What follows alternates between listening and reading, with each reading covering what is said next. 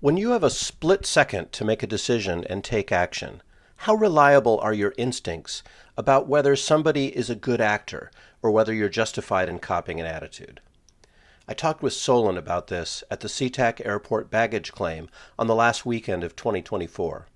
Solon is a veteran, and he's had to tune his instincts about people by repetition and experience. Tell me what you think about this quick chat. My name is Nick, and this is Conversations on the Coast. Good morning. You guys waiting for your bags? We are. While you're waiting for your bags, are you interested in doing a short interview? About what? Well, here's what I'm doing today.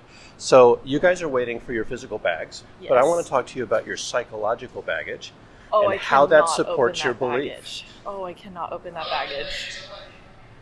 Hang on, buddy. I'll call you back. Did you just come back from a time with family? Yes, I did. That's often a time when people kind of are confronted Have a with lot things. of baggage. Yes. Yeah. No, I'm waiting to open that baggage with my therapist tomorrow. I didn't hear what the question was. Instead of picking up physical baggage, he wants to talk about, mental baggage. Well, I'm a vet, so where do you want to start? Well, so I do something which is called navigating beliefs.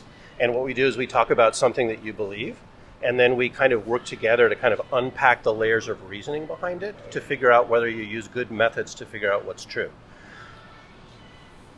Logical deductive reasoning would be an easy answer for that one. Well, great. Well, let's get into it. So what is it? What is something you believe that you think you've got a great foundation for? Morality, I think, is... Sorry, hold on. I just walked up and we don't even know each other. So my name is Nick. Solon. Solon? Solon. How do you spell that? S-O-L-O-N. S-O-L-O-N. That's awesome. I don't think I've heard that before. Thank you. I worked really hard for it. That's good. Yeah, cool. Anyway, yeah, so this is something I've been doing for a while. I have a podcast. It's called Conversations on the Coast. You can find it on That's YouTube. cool. So, Nice. Awesome. anyway, so Solon, you're a vet. So where did you serve?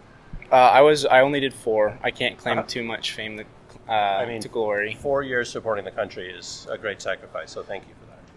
Appreciate that. Very It big was sacrifice. a good experience for me, and I was kind of a little, I don't know how you describe. I was a angry, hothead teenager. So Okay. the military was good for me to give me some structure, but it also provided a little bit of clarity Okay. and view on, and also being out in the world, that provides a lot more perspective, than just what the U.S. is. Most people think, the U.S. is what the world is.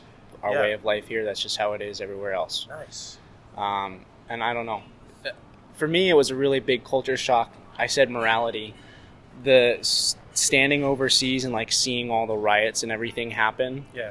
and then the environment that was the United States in 2018 versus what it was in 2022. There was a shift. Something shifted in everybody where it was it was much more self-centered. Everybody was much more concerned about only themselves. What happened in the world? There's more accidents. There's more, shootings. There's more problems with the police. People's sense of uncomfortableness with how they're being treated has faceted its way into every bit of our lives. So I guess my thing would be that I stood pretty well in my ground of what I judge as right and wrong, Okay. and that kind of goes into everything, whether it be school, politics, friends, money. Yeah. Just go with what feels right and what helps me and helps others best. Nice. All right. Is it okay if we talk about that, like your sense of right and wrong? Yeah, absolutely. So, so unpack that for me. Like, how do you determine what's right and what's wrong? What's the line there? That's a big question. There's a basic sense of value for human life to a certain extent, but Okay. there's also, I'm a very firm believer in traditionalism and being a provider for my family and being a very strong figure. So, most people would tend to say that I'm a pretty scary guy, but as soon as you get to know me, I'm really nice. And I think that would best describe right and wrong is, if you're doing the right things, what would be the public eye, protecting human life, Okay. valuing others, and still maintaining true to your own self, whether that, you got to be a dick along the way to others to get there, because some people just don't know boundaries or not. That's what I think is right and wrong, is helping others, doing what's right for yourself. And as long as it serves a common greater goal for you and others that's not destructive to, So it sounds to me like you're making a distinction, right? There's people, the vast majority of people protect their lives, protect their way of life, protect, who they are. But then you said there's times when, I may be reading into this, so let me go for it.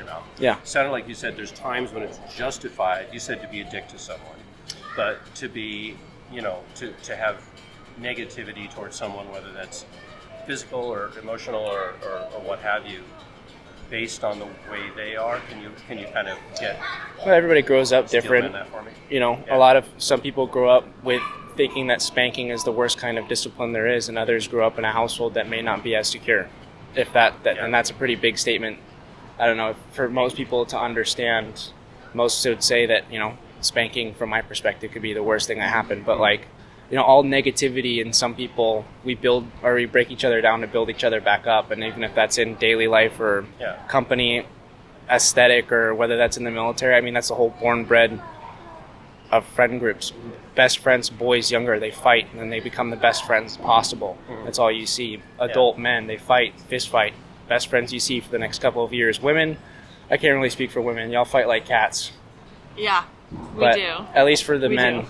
Can't say much about that. At least for standing on speaking grounds with men and my workforce being mostly men. Yeah. Sometimes some people just need a little bit of a push to reach a higher plane than what they're at. Okay. So how do you determine when is that point? Like, when is the point where you stop looking at someone as somebody that you're protecting and look at them as someone that maybe you're protecting someone from? If that's the right way to put it? I'd say gut instincts, honestly. Okay. Because, at some point you can't see every single cheetah hiding in the shadows. Uh-huh. There's people out there who are naturally good at just camouflaging themselves to get what they need in society. So at some point you just have to trust your gut instinct and say, is this really good for me and everybody else here? Or is this good for this person themselves, if somebody I care about? Yeah. I would say, but I don't know. That's a hard thing. For me, I feel like that's a dying trait. Yeah. It's just, there's not people won't look for answers anymore. So is it possible that someone other than you could make that call based on their gut instinct and it's wrong? They make the wrong call? Absolutely, yeah.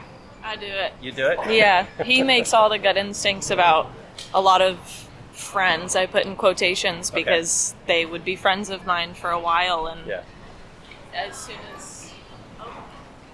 Oh, we're getting bags. We're seeing bags. We'll do it on the move. So if it's possible to use that method of gut instinct and come to the right decision, and somebody else can use it to come to the wrong decision, why is gut instinct a good reason to have a high confidence in your judgments? Well, gut instinct is our survival instincts that took us back.